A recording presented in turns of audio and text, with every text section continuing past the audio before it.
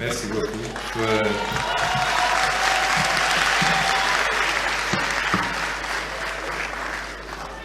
Je vais répondre pêle-mêle. Mes fiches ne sont pas correctement alignées. Et je vais prendre en fonction du classement. J'ai la première fiche, c'est M. Madana Kane. Bon, je suis tombé sur cette première fiche. M. Madana Kane, nous sommes très ravis de vous avoir ici. Et c'est hier qu'on m'a parlé de votre article, par contre, et quand on était en travaux. Et l'idée est venue de la part de monsieur, je crois que c'est monsieur le ministre d'État ou quelqu'un qui a proposé, puisque effectivement, même si vous êtes acteur politique, vous faites partie de ceux qui essaient de hisser le niveau du débat par de la production, la contribution intellectuelle, et nous vous en félicitons. Évidemment, nous avons considéré que votre contribution pourrait être importante. C'est hier qu'on en a parlé, effectivement, et c'est par la suite qu'on m'a envoyé votre contribution. Je l'avais reçu un peu avant, mais je ne l'avais pas encore lu. Et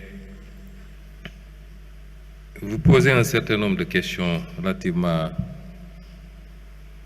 au benchmarking sur les travaux antérieurs dans le même sillage, notamment le PREF de 1979.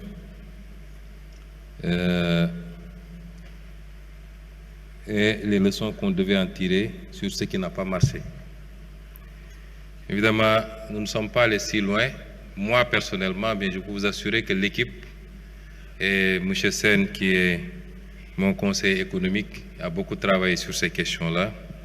Et jusqu'à hier soir, d'ailleurs, il était question qu'il me fasse un petit mémo sur le PREF. Mais dans tous les cas, le PREF a été un échec. C'était un plan très mal conçu de la vie générale. Et la conséquence est que le pays s'est retrouvé en ajustement structurel. C'est surtout le modèle qu'il ne faut pas suivre. Mais ce que j'ai apprécié hier quand j'ai survolé votre article, c'est que vous avez, dans la conclusion, posé un certain nombre de postulats. Vous avez demandé qu'il serait décevant qu'un plan de redressement ne réponde pas à un certain nombre de questions. La première, c'était le rétablissement des marges budgétaires de l'État étant impératif dans le contexte actuel des finances publiques. Quelles mesures concrètes le gouvernement a-t-il décidé de prendre pour réduire les dépenses et le train de vie de l'État et rationaliser le secteur parapublic? C'est une question à laquelle nous avons répondu, je crois. Vous avez posé une deuxième question. Dans le but de relancer l'investissement public, quelles sont les solutions immédiates et réalisables de mobilisation de ressources en dehors du marché financier sous-régional? Nous avons répondu à cette question. Dans le but de relancer l'investissement privé interne, quelles sont les mesures concrètes que le gouvernement va prendre pour établir la confiance des acteurs économiques et s'assurer par ailleurs que les montants que l'État compte injecter au titre de l'appurement des arriérés et des paiements soient réinvestis dans l'économie? Nous avons répondu à cette question. Sauf les mesures pour que les montants soient réinvestis. Je vous ai dit que nous sommes impuissants quand même à tordre le bras à une entreprise d'orienter son investissement dans tel ou tel autre sens. Vous avez dit, dans le but de relancer l'investissement privé international, quelles sont les réformes concrètes prévues au Code des investissements, au Code général des impôts? Nous avons répondu à cette question puisque les réformes seront bientôt finalisées pour ces différents codes. Dans le but de relancer l'activité économique dans les secteurs primaires, secondaires et tertiaires, quelles sont les mesures incitatives et réformes précises décidées par le gouvernement? Ça, c'est dans les différents codes.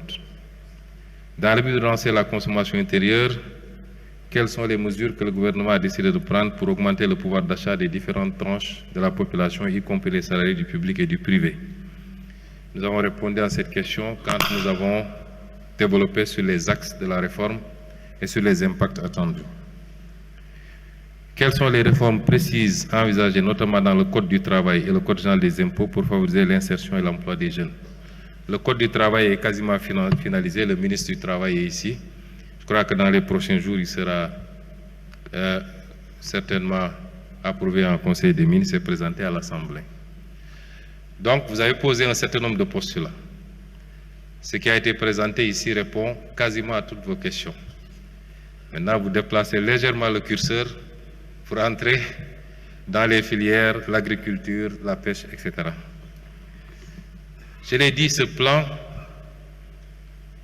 évidemment, sur un point, nous pouvons trouver un consensus, et c'est un débat que j'ai eu avec le ministre de l'économie jusqu'à hier. Est-ce que c'est un plan de redressement des finances publiques ou est-ce que c'est un plan de redressement économique et social?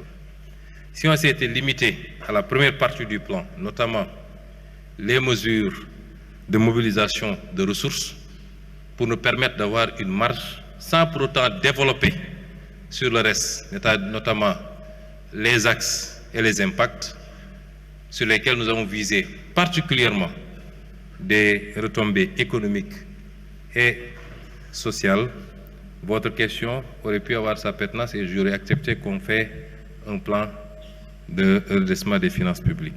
Mais ce plan va au-delà. Il ne règle pas toute la problématique économique, je suis d'accord, mais il va y contribuer de manière substantielle. Il ne réglera pas toute la problématique sociale, mais la partie publique de la problématique sociale pourra trouver solution à travers ce plan. Et donc, je crois que ce plan est totalement différent du PREF, du PREC, du PRES et de tous les autres plans qui ont été, et j'ai pris sur moi-même de développer 2 ou 3 slides sur les différences entre ces différents plans.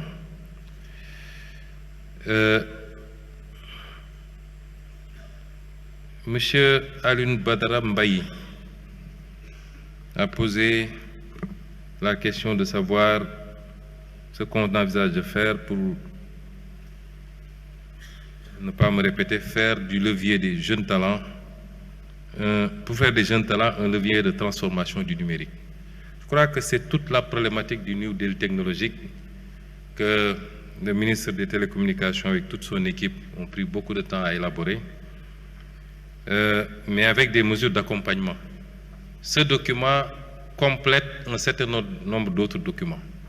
La vision, le master plan, le New Deal technologique, les consensus issus des États généraux. Il faut les lire en parallèle. Si je devais développer dans ce document tous les axes programmatiques, on reproduirait peut-être la vision sans la partie mobilisation du financement. Et donc, c'est pourquoi il a été retenu de publier la vision aujourd'hui même. Mais quelques mesures qu'on peut citer, c'est les mesures que nous envisageons de discrimination positive en faveur des startups du numérique, entre autres. Il y a également des mesures de promotion de l'industrie numérique, la mise à niveau de la législation.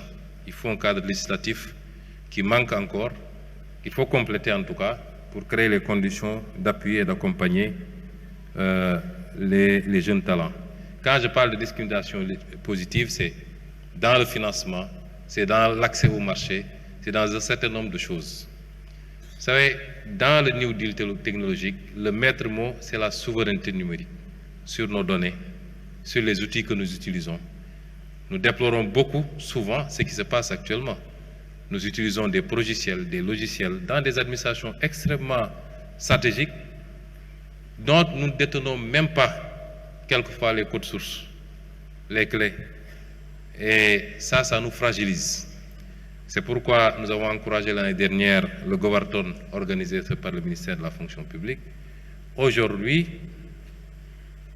je ne trahis même pas un secret, parce que le président de la République, le numérique, c'est une obsession pour lui, plus que pour moi-même d'ailleurs.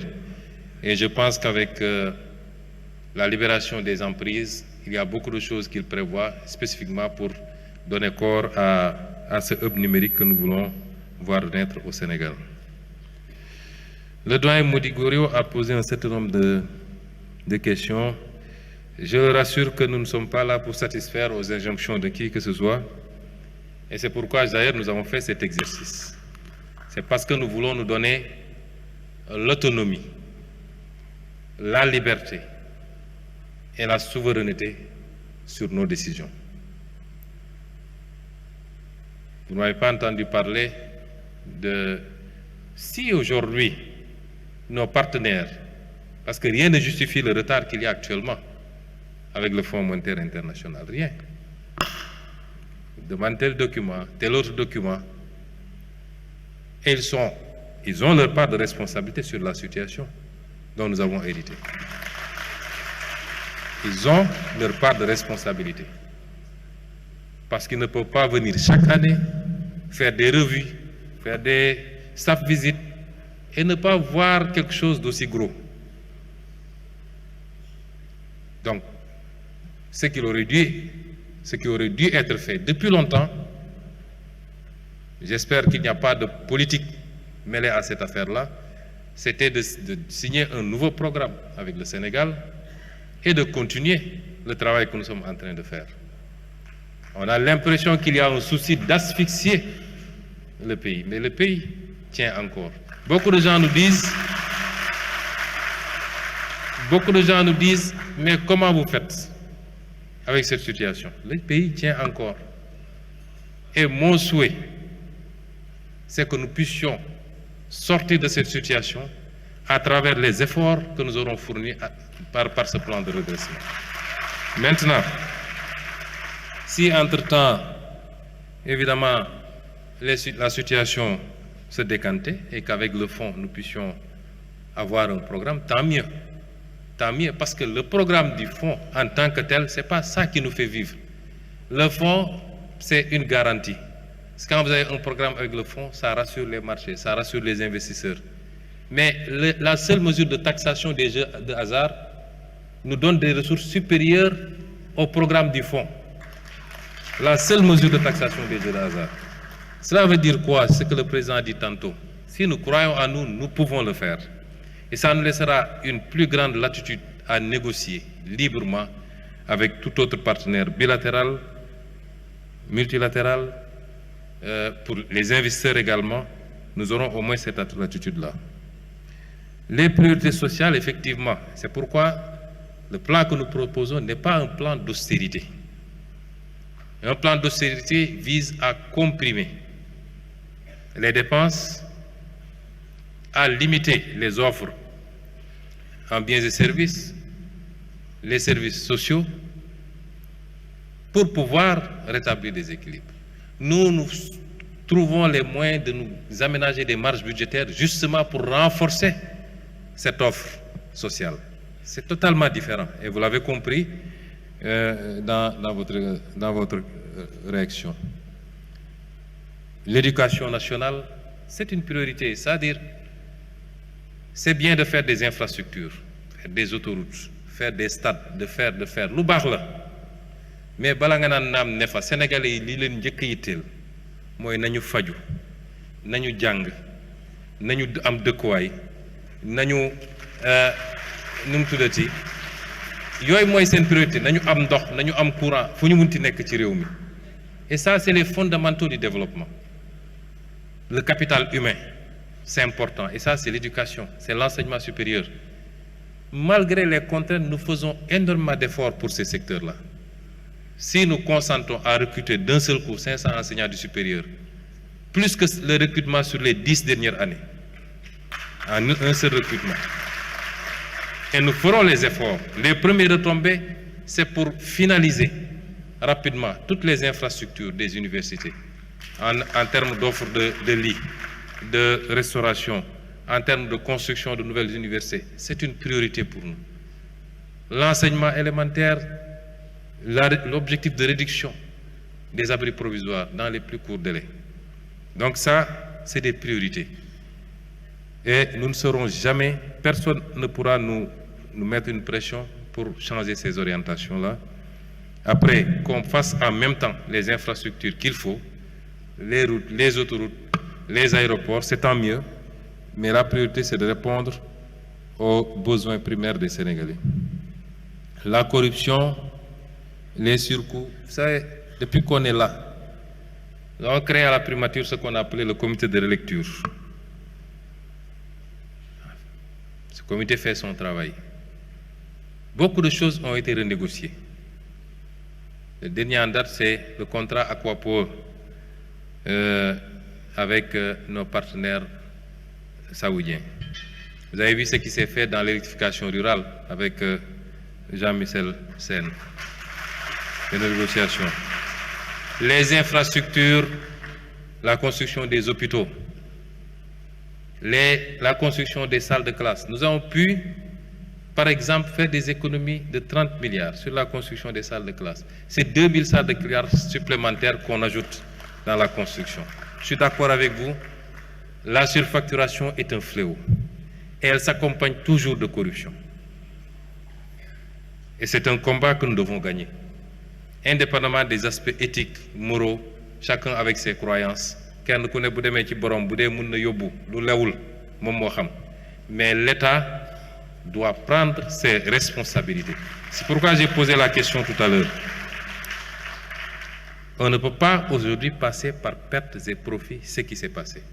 Et les actes qui doivent être posés sont en train d'être posés. Il faut qu'il y ait des gens qui répondent. On ne peut pas vous confier le destin d'un pays. Vous vous permettez d'établir des procédures parallèles pour endetter le pays dans l'opacité totale et léguer au régime qui suit, mais aux générations à venir, sur 20 ans, sur 50 ans même, une dette dont on ne connaît ni totalement les contours, mais surtout la destination, quelquefois. C'est un crime financier extrêmement grave. Il ne faut pas qu'on le banalise. Et ceux qui l'ont fait sont là.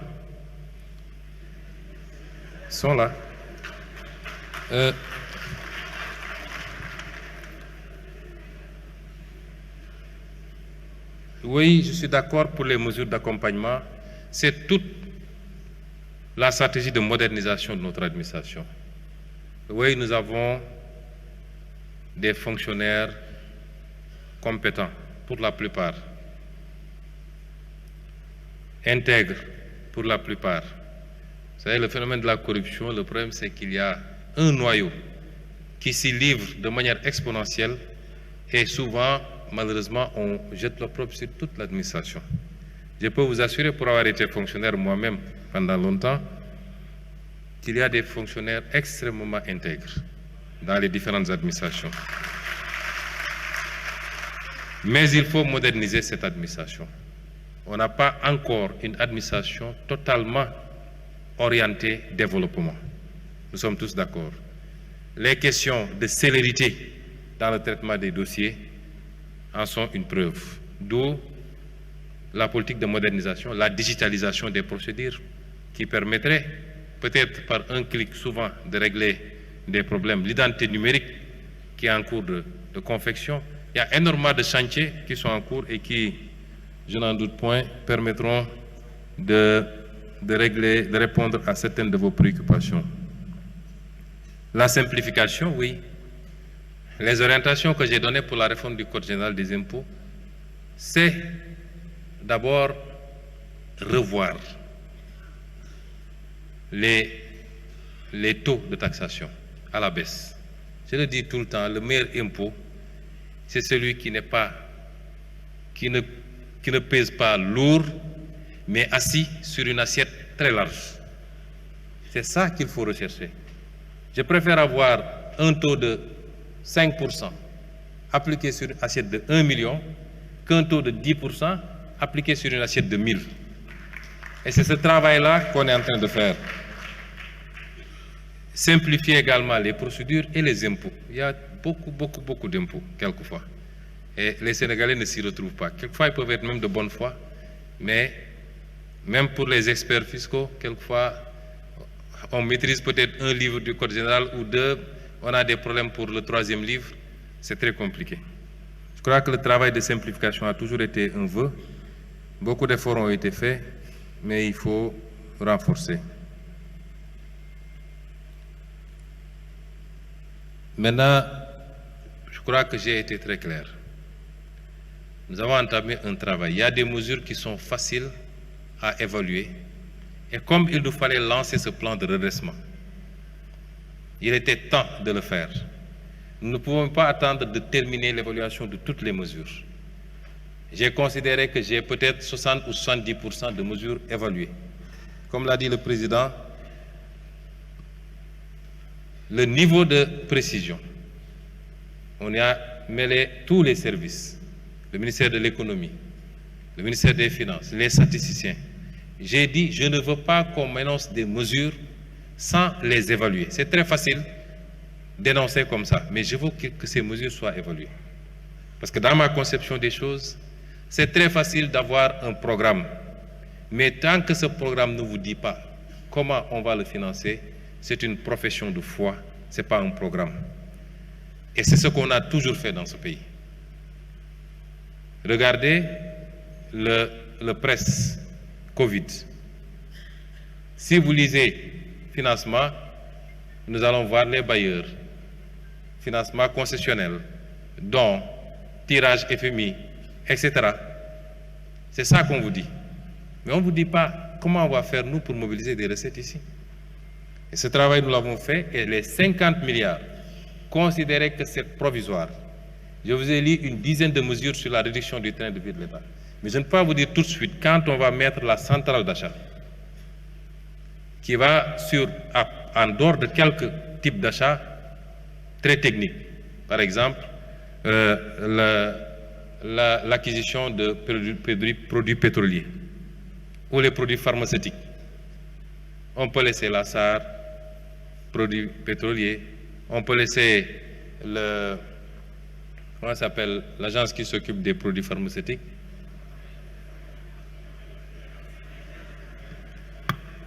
La PNA s'occuper de ces secteurs. Mais pour tout le reste, les mobiliers de bureau, les billets d'avion, le matériel informatique, tout ce que vous voulez, si on centralise les expériences ailleurs, c'est qu'un pays comme la France a ce qu'ils appellent l'agence pour les achats de l'État, AAE. Cette agence centralise les achats. Et les statistiques dont nous disposons, c'est que c'est des gains substantiels qui sont réalisés quand vous faites ça. Mais je ne peux pas vous dire tout de suite que ce sera 100 milliards ou 200 milliards. Le travail continue.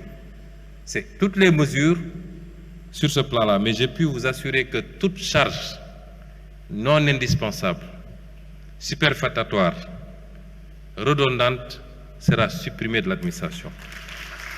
Par contre, cela ne veut pas dire aussi qu'il nous faut aller vers le misérabilisme. L'administration a besoin de moyens pour travailler et faire des résultats. Maintenant, nous n'avons pas dit que nous allons...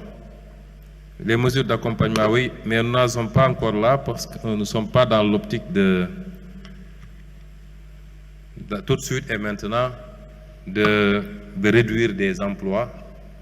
Et il y a un travail qui sera fait d'accompagnement dans les fusions, dans les suppressions de services.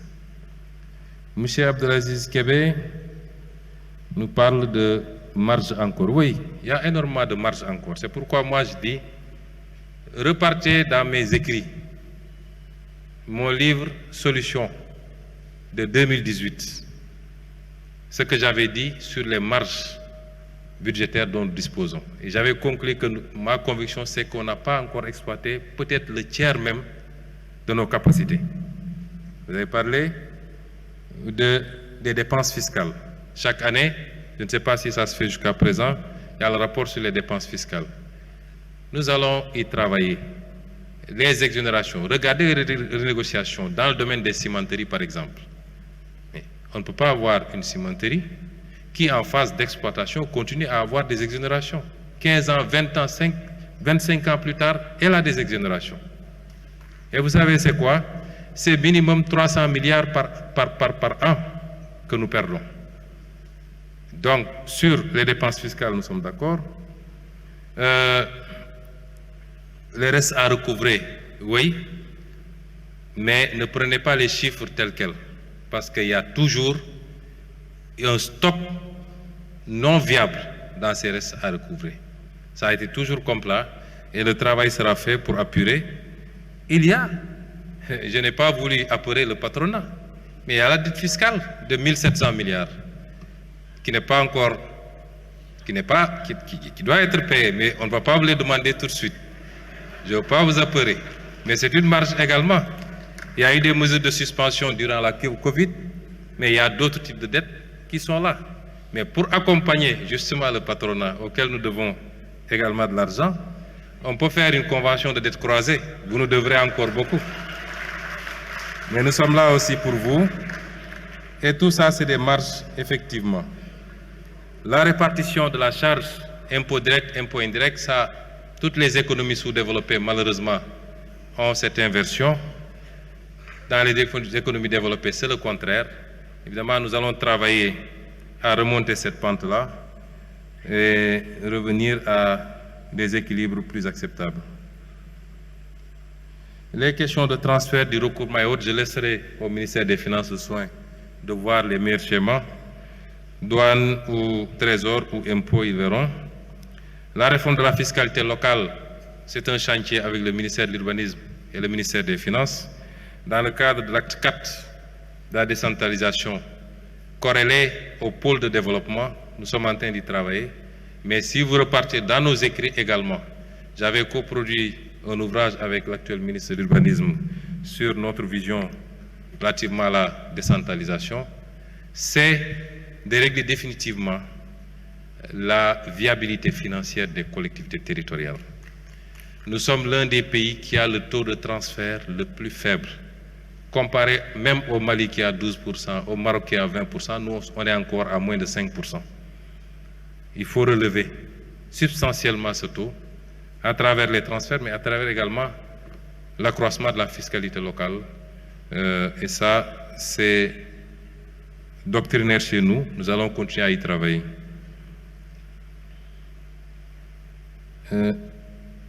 La stratégie nationale de la bonne gouvernance, elle va accompagner certainement tous ces textes qui sont faits actuellement et qui concourent tous à cette préoccupation de bonne gouvernance. Mais c'est un chantier auquel peut-être vous serez conviés, qu'on finalisera pour compléter le package dont a parlé le président tout à l'heure. Oui, moi je pense que quand on a géré un pays, quelle que soit votre fonction, président, premier ministre, ministre, directeur général, vous ne devez pas pouvoir, au lendemain de la fin de vos responsabilités, prendre la clé des champs. Il faut rester un peu pour qu'on voie si il n'y a pas des choses à vous imputer d'abord. Beaucoup de gens sont sortis du pays, des dossiers les concernant sont ouverts et ça crée une sorte d'impasse juridique où ça rend les procédures beaucoup plus difficiles. Je pense qu'à un moment donné, peut-être c'est ce qui avait motivé la prise de certaines décisions interdisant certains de sortir du territoire. Beaucoup ont dit que c'était illégal. Et il faudrait peut-être légiférer pour donner une base légale à tout ça et renforcer un peu la reddition des comptes. Madame Mamdiara Ndiaye de la société civile, nous sommes tout à fait ouverts pour impliquer, associer la société civile à ce que nous faisons. Toutes les bonnes volontés, toutes les compétences sont les bienvenues aujourd'hui. Parce que le pays n'appartient pas aux politiques, il n'appartient pas seulement aux tenants du pouvoir, il nous appartient à tous. Il faut juste qu'on s'entende sur les règles de collaboration et de travail et que les rôles soient bien compris de part et d'autre.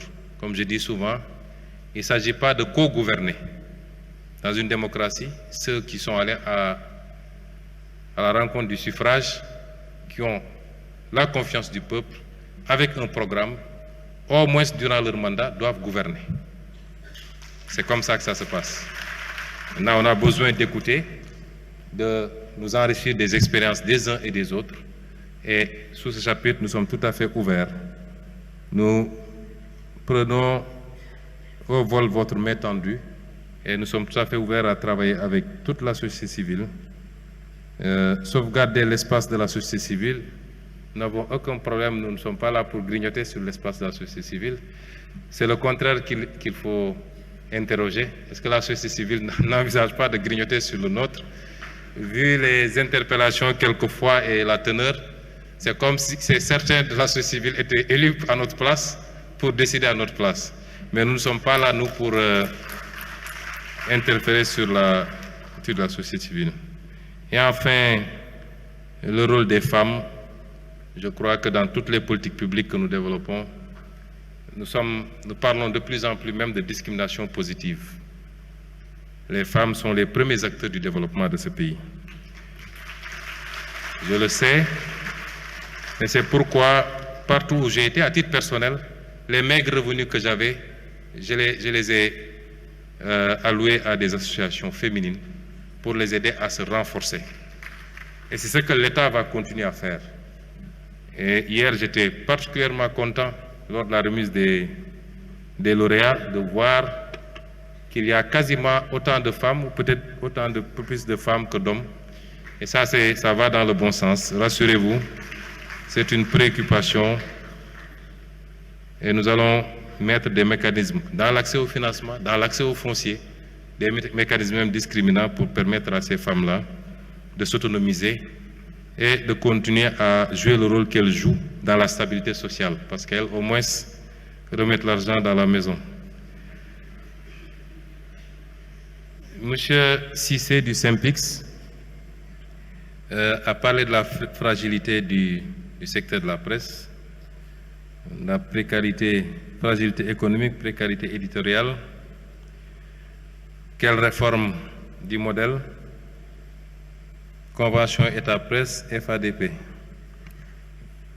Ce que je retiens dans tout ça, d'abord je renvoie au ministre de la Communication qui, je crois, travaille à des assises, si ce n'est déjà tenu, avec la presse. Mais ce que je retiens, c'est que vous nous dites que le SYNPICS a des propositions. Nous attendons ces propositions avec impatience, nous les examinerons et nous considérons que la presse est un acteur comme beaucoup d'autres acteurs, ni plus ni moins. La presse peut avoir une tribune que d'autres n'ont pas, que les agriculteurs n'ont pas, que les éleveurs n'ont pas, que les pêcheurs n'ont pas. Ça n'en fait pas un acteur plus important que ces autres acteurs. Et elle peut avoir un traitement privilégié parce qu'elle peut bénéficier de subventions que d'autres secteurs n'ont pas. Il n'y a pas de subventions sur le transport, il n'y a pas de subventions sur beaucoup d'autres secteurs. Il nous faut aujourd'hui travailler à un modèle qui permette à tous les acteurs de faire leur travail dans la sérénité, dans le respect des cahiers de charges, dans le respect de la déontologie, et jouer le rôle que chacun doit jouer. L'État jouera son rôle, la presse jouera son rôle. Sous ce chapitre, nous sommes tout à fait ouverts et c'est les instructions que j'ai données au gouvernement et particulièrement au ministre et c'est les instructions que le président de la République a données. Maintenant, le modèle ne peut pas être uniquement adossé sur les relations avec l'État ou le financement public. Il faut beaucoup d'autres choses, à mon avis, pour la viabilité de la presse. Je rends hommage à tous ces journalistes qui font correctement leur travail, qui sont professionnels, qui respectent la déontologie. Je leur rends hommage parce qu'il y en a, et fort heureusement. M. Amadou Seck a parlé de la place importante de l'industrie dans l'agenda. Je salue l'initiative du CIS Agra dans le domaine de l'ensilage, des œufs à couver, des formes modernes de vaches laitières et des infrastructures de stockage. Mais l'industrie est au cœur. C'est la première préoccupation. Vous ne pouvez pas réussir une politique dans le secteur primaire si par ailleurs vous ne parvenez pas à l'absorber par la transformation. L'industrie est fondamentale. Et il y a peut-être un mois, M. le ministre de l'Industrie a présenté un plan de développement industriel en Conseil des ministres, un plan très ambitieux, avec des secteurs clés sur la transformation. L'industrie de transformation des phosphates, métallurgie, sidérurgie, l'industrie halieutique, ainsi de suite.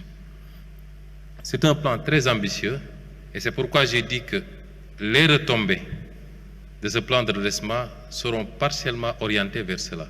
Accompagner nos industriels qui ne peuvent pas aujourd'hui, s'ils ne sont pas protégés, c'est pourquoi les réformes législatives sont importantes, ne peuvent pas compétir face à un industriel chinois, japonais, français, allemand, ce n'est pas possible. Il faut de la protection, il faut de l'accompagnement, il faut de la facilitation à l'accès au financement. Il faut aussi, dans le cadre des partenariats, souvent nous nous déplaçons, il y a beaucoup de retombées. Aujourd'hui, nous avons énormément d'appétit manifesté par des boîtes chinoises après notre visite là-bas. Les visites du président de la République, c'est la même chose. Mais nous essayons d'encadrer en poussant à un partenariat, à des jointes ventures avec nos industriels. Ça vaut également pour le domaine du BTP, qui est une forme d'industrie, transfert de technologie, joint venture, etc. Maintenant, le souci, c'est que d'habitude, notre secteur local n'a pas les épaules suffisamment larges pour pouvoir gérer tout seul des chantiers d'une certaine envergure. C'est ce travail-là, avec le FONSIS, avec toutes les autres organisations, et les réformes que nous voulons faire, que nous voulons engager, qui permettra certainement de vous accompagner. Les hydrocarbures, oui, j'ai parlé tout à l'heure de l'accès. Je n'ai pas parlé de renégociation dans le domaine des hydrocarbures. Pour le moment, je n'en parle pas. J'ai parlé juste d'un droit légitime que nous avons à accéder à la production d'hydrocarbures locales en attendant de travailler à un certain nombre de choses, notamment la possibilité de regrouper l'intégration de tous les blocs gaziers, parce qu'on parle de GTA, il y a Yakar Teranga, pour pouvoir avoir accès aux produits de manière à casser totalement le prix de l'énergie au Sénégal. C'est un élément important. Je crois qu'en 2026, nous aurons les premiers, je l'espère, je le crois même fermement, parce que nous avons fait ce qu'il fallait faire. Et nous ne voyons pas pourquoi nos partenaires nous empêcheraient d'accéder à cet approvisionnement en gaz local. L'objectif principal, c'est de renforcer le gaz to power, le gaz to industry, comme dit le ministère de l'Industrie, mais également l'énergie domestique, de réduire le coût de l'énergie des ménages. Maintenant, nous avons beaucoup d'autres, notamment la mise en place progressive du réseau gazier sénégalais à partir de 2027. Ça a beaucoup contribué à alléger la charge pour les industriels. J'ai parlé de l'accès à l'énergie solaire. Il y a l'accélération du projet SAR 2.0 qui va impacter très positivement, et la contractualisation avec l'État sur des durées beaucoup plus longues. C'est autant de choses que nous voulons faire pour accompagner les champions locaux, qui doivent avoir d'abord une préférence, la préférence sur le marché local, la préférence par rapport à d'autres producteurs qui sont étrangers. Monsieur Ndir des BTP, il parle de... J'ai répondu partiellement parce que, vous savez, moi, j'essaie d'être cohérent. Quand j'étais opposant, je me disais, d'accord, sur des segments où notre secteur privé n'a pas la technologie, où n'a pas les capacités financières, il nous faut trouver le moyen de faire venir des investisseurs. Mais comment faire pour que ça se fasse avec notre secteur privé? Mais sur des segments beaucoup plus légers, et je donnais l'exemple, par exemple, d'une attribution pas loin d'ici à une société étrangère pour construire des immeubles à usage d'habitation. Je me disais quand même, depuis l'indépendance, aussi bien nos entreprises publiques, SICAP, SNHLM, que dans le privé, où il y a énormément de promoteurs qui ont fait de très belles cités, de très belles choses, on ne peut pas quand même laisser ça pour donner ces assiettes-là à des étrangers. Mais s'il faut aller rapidement, par exemple dans le logement social, certainement, il faudra trouver le moyen de faire des PPP, mais le plus important, c'est que l'État sera là pour accompagner le secteur privé. Quand j'étais en Chine, il y avait le secteur privé sénégalais qui était là-bas. Beaucoup de conventions ont été signées sous forme de partenariat privé-privé, de joint venture. Et nous serons là pour vous accompagner, y compris pour le recyclage des actifs également. C'est important. Notre préférence, c'est le secteur privé national. Si on doit recycler un actif portuaire ou aéroportuaire, etc., la préférence, c'est le secteur privé national. Il faut qu'on commence à y travailler. Si vous n'avez pas les capacités, que vous puissiez, y compris même dans le secteur financier privé, que je n'ai pas voulu développer dans ces slides-là. Je m'en arrête à ça, parce que comme disait l'autre, kuy yor du sëqët. Et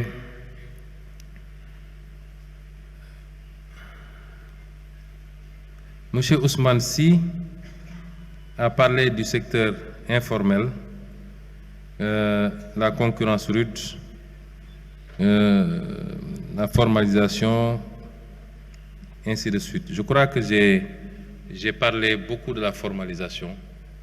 Le secteur informel aujourd'hui, vous savez, une bonne partie, peut-être 80% ou 90% du secteur informel n'est informel que de nom. L'informel se définit par l'insaisissabilité. Un ambulant fait de l'informel.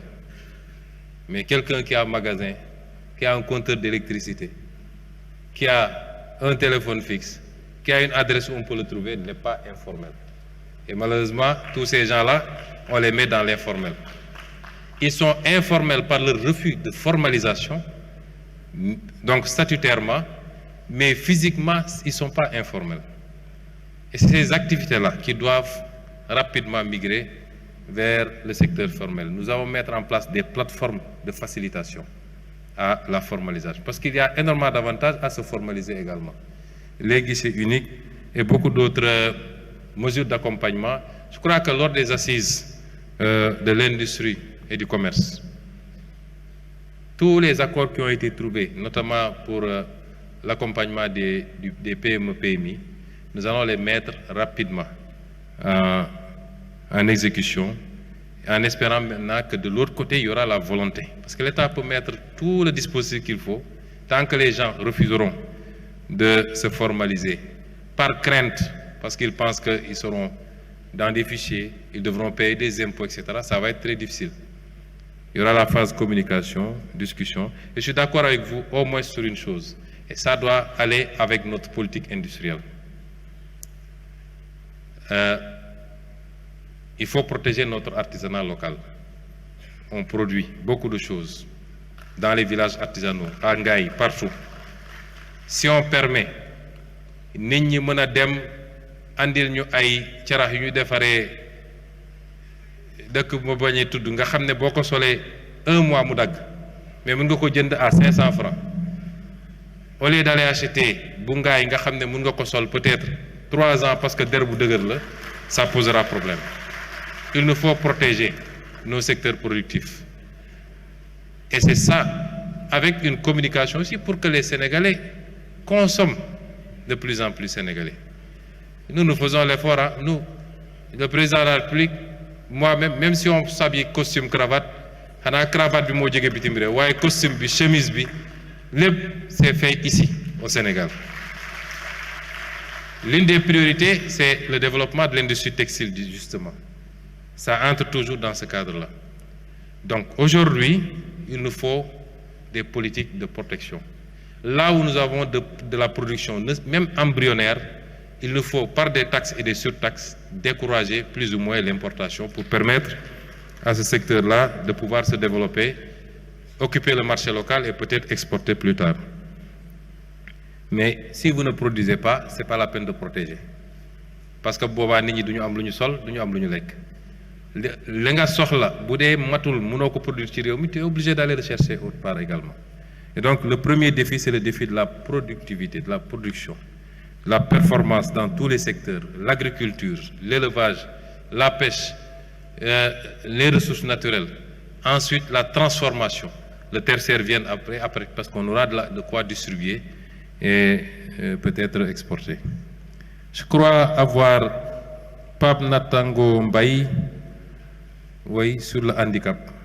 Nous sommes très sensibles au handicap.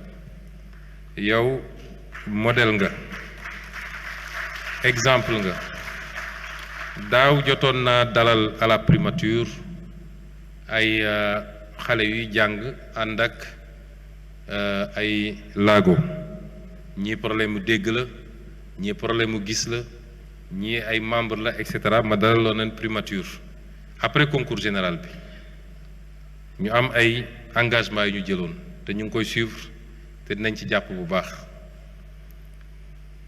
am laago mënul exclure nit ci société bi et tu en es la preuve vivante bëri na fii ci salle bi ñoo xam ne boo leen yóbbu woon baccalauréat série S mathématique moom gëwma ni nañ ci am 3 wala 5 kon message bu fort la ñépp ñu am laago te taxu leen a toog xam na ñu gis ñu nekk ci mbay mi am na ñoo xam ne ñi ngi ci artisanat bi te pourtant ñi ngi yor seen laago loolu exemple la boo xam ne li ñu war a njëkk a inspiré te xam naa ni madame Maïmouna Dièye ministre de la solidarité mu ngi ciy liggéey lu bëri ndigal ma jox tout le gouvernement suñu yéene su may wax orienté vers l'éducation nationale mooy renforcer des structures yoo xam ne mun na jël ñi am laago xoolal xale yi nga xam ne dañoo am lu mel ni autisme kenn gënu leen intelligent mais seen jàng dafa difficile parce qu'il faut ñu am kenn ku ne ci ñoom surveillant bu koy suivre tout le temps xoolal xale yi nga xam ne dañoo am albinisme nga xam ne léeg-léeg crème bi ñu war a diw seen yaram pour naaj bañ leen sonal mënuñu koo am façon laago yi dafa bëri suñu yéene mooy créer les infrastructures yuy accompagner ñooñu ci seen njàng wala seen njàng métier wala ñi ci nekk ci mbay mi wala napp bi ñu accompagner leen def une politique de discrimination ci accès au financement ak yeneen waaye aussi accompagner leen ci insertion bi démb bi ñuy jóge fii may gunge président dama ko ne suñu doom ji il faut ñu am traitement spécial xaw ma dañ koy wutal salaire wala yu mel noonu ñu mel noonu dañ leen war a jàppale traitement spécial ba ci infrastructure yi ñu war a def peut-être suñu niveau de développement eggagul foofu mais ñu fexe ba bu ñuy tabaxati des locaux publics même privés ñu sóoraale ñi nga xam ne dañuy dund ak laago ba ñu mën a déplacer wu dans les meilleures conditions mbokk yi tey ajjuma la defe naa li des pour juma bëreetul te